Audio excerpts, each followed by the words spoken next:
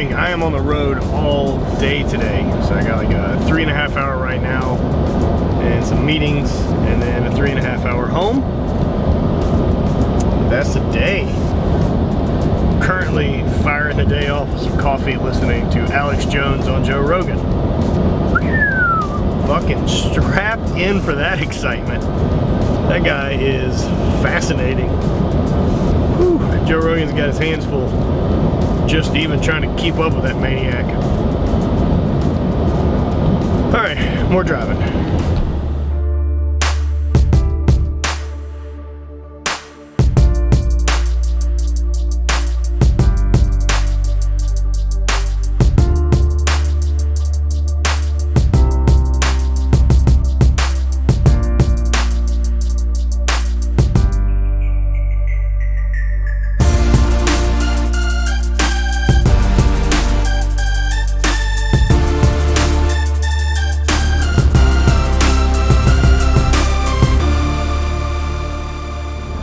Question regarding the power dot. Guy says he's got some issues with hamstring tears and sprint work and stuff like that, and how he would properly use the power dot for recovery and as well as try to treat his hamstrings. Yeah, man, so I would also use massage, active recovery, stuff like that. Also, I would be using potentiation, warm up, use that one. Fucking words are escaping me right now since I'm doing like 5 things. But I would be using that for warm-up, man, and also you've got to spend time doing your due diligence as far as scraping and keeping muscles healthy. The power dot's not going to do that on its own. While the warm-up and some stuff like that's going to produce some blood flow and really help, it's not going to eliminate those things all by itself unless you're also doing, you know, your work of rolling and stretching and scraping and moving and doing a proper warm-up and all of these type of things. Got another question regarding a guy and his wife are headed to Austin, Texas pretty soon. Was curious about things to do. So places to eat. Look, a pretty short answer to this. Austin's amazing and has a ton of great stuff. Head to Rainy Street, great bars, food, whole streets lined with bars. It's a really good place that you can kind of spiral out from. Check out the amazing parks up north, a little bit further out of Austin is Round Rock. Go see Nick Bear at his gym at Bear Performance. Those are the places I hang, man. And further out of Austin's really great too, up in Dripping Springs and these other cool little towns in the hill country. Gonna have barbecue. Salt Lake Barbecue is really rad. Guy is just starting 5 through 1, needs to get his maxes, but is looking for another option besides doing a 1 rep max. So I talk about this in my book, and I'm fairly certain Jim talks about it in 5 through 1. So here's what I recommend. It is figuring out a rep max using the calculator to determine your max. And so there's going to be lifts that are going to not give you a real honest look at your max, but your bench, your squat, your deadlift will be, as long as you're not doing touch and go reps. But if you're going to do touch and go and your cycle is going to be touch and go, then you should be fine. I mean, as long as you're not bouncing it off the bottom. Here's the thing. You're going to warm up, do your normal stuff, work up to something that's heavy. You know, figure your RPE for those who use that type of idea. So your rate of perceived effort is going to be about an 8 to a 9. So figure your 80 to 90% rep weight. Take that and go for a rep max after you've good and warmed up and you're into your workout. This is something that you should be able to hit, say, between 3 to 6 if you've picked your weight right. And then you're going to calculate based off of that. And so what you're going to do is take that number, you're going to multiply it by 0.0333. You're going to multiply that by the number of reps you lifted it, and then you're going to add that to the original weight that you lifted. Boom. You've got your calculated max. So you can just use that for your cycle. Now what I highly recommend, right, is to take that number, multiply that by 90% and treat that as your training max. And that way you have a little bit lighter weight that you're going to start your cycle with. And what this does is, no matter how good or bad or shit your day is, or the rest of life that seems to get in the way for all of us, you're still going to hit all of your numbers. Hitting all your numbers, not getting pinned, not missing reps, not getting hurt. This is really where you're going to make your money as far as getting getting stronger. So that's my recommendation for whatever program you're gonna do. Check out Strength Lab. Why not, right? It's I mean, Wendler's had a huge influence on me from day one, and 531 is an amazing program. It just wasn't perfect for me as a thrower.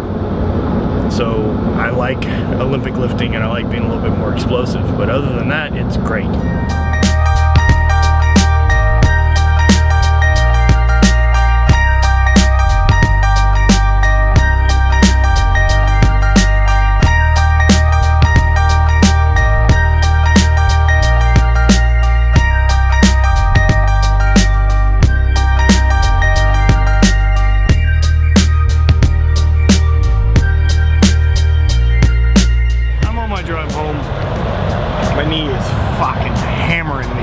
Being in the car this long, so just even stopping, getting some relief is what I'm trying to do. All right. Pretty easy one here.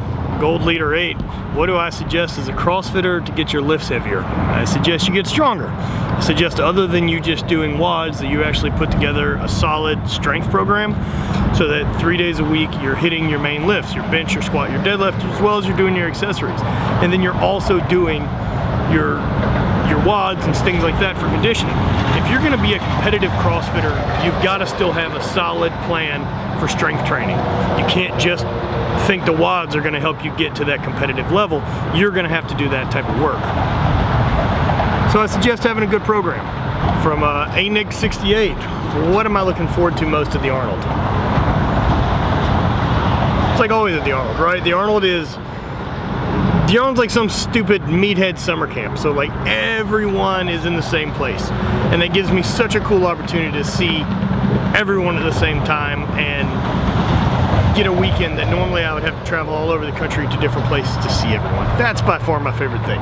Also, getting to meet as many of you guys actually in person is really, really cool. Favorite Rogan podcast I've listened to start to finish? Bert Kreischer ones are good. I like Dan Carlin. This Alec Jones one is fucking top notch. There's some insanity happening. Another one, Bull Shark Barbell Club asked, he's got his 4th Strongman show coming up, and learned a few day of tricks, but was wondering if I had any mobility routines, warm-ups, or nutrition tips for staying loose, warm, properly fueled for a long comp day. So man, warming up's gonna be based on the individual. Like, where are you stiff, where are your problems? Those things need to be attacked and addressed. The other thing is staying warm. So whether that's neoprene pants or sweatpants or a hoodie, whatever you gotta do to not fully cool down till you don't have to warm up again for each event individually. Nutrition wise, man, you've just got to keep fuel coming in. And if that's going to be, have some trail mix on hand, have some Carbolin on hand, stuff like that is going to be huge for a long day. Typically you're out in the sun, you're kind of fucking dying. But all those things make a big difference in how your body's going to perform. All right, I'm going to hit the road. I got like 2 hours to get home. I got like 2 hours to get home. I'm gonna take the day off. Fucking. Sitting in the truck has fucking hammered me. Doing okay though. Just about home. Sitting in fun Baton Rouge traffic. So not too far from the house. I think I'm gonna take the day off of training today. Knee was a little fucking worked. So I'm gonna do some rehab stuff. Really, that's about it. So, I'll holler at you guys once I fight my way through this hell and actually make it back home. Oh, fuck. I'm home. Got some stuff in the mail. I don't know what it is. Nice! Max Sleep. That's my homeboy. So I'm back home. Nice. I'm gonna chill out, do a little bit of rehab. I'm gonna edit a video. First things first. Man, I was really struggling today. Really struggling today with the knee in the truck, but ibuprofen and Aleve go a long fucking way. Man, they sorted me out big time.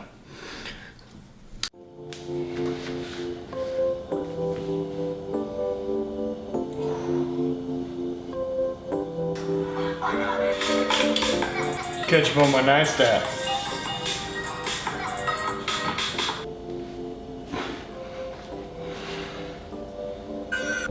So basically what I'm doing here is I'm letting my knee relax. I have the ankle supported and a little bit of weight trying to push the knee into hyperextension and return that range of motion. Ugh, doesn't feel great even with 5 kilos. So in theory, what I'm doing is essentially, I'm really just trying to rack up time in this position. It doesn't feel good. Doesn't feel very good. What's up, boo? Another thing is, after a long day like today in the truck with my knee really fucking hurting, I don't really want to do rehab. It sucks.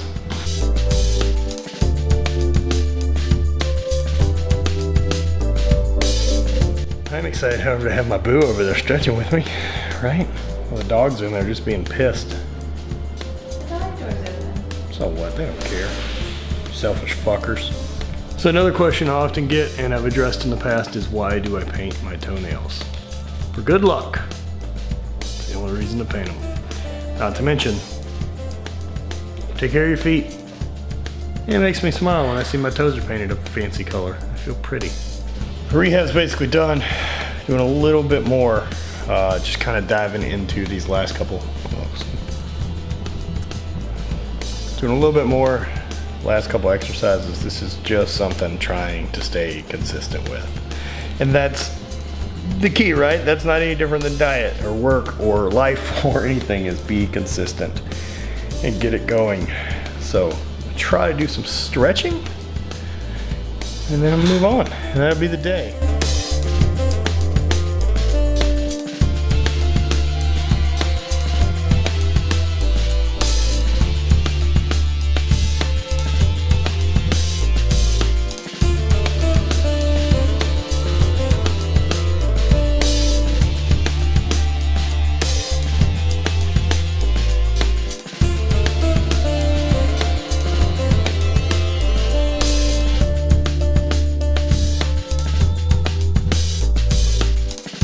Wrapping things up, a little bit of banded distraction, trying to get the hip flexor through. So part of like the tightness I'm dealing with right now is because I'm limping, I'm walking funny. I'm not using the leg to bend at the knee, I'm using the hip to do everything. So the front of my hip is super, super tight. The glute's not doing enough work. So part of the stretching and stuff like that is trying to get those things moving and working together again. Stretch the hamstring, trying to get the knee to extension. Yay! So that's the day. Thank you guys as always for hanging out. I hope you enjoyed the Q&A. Spread hate, always party.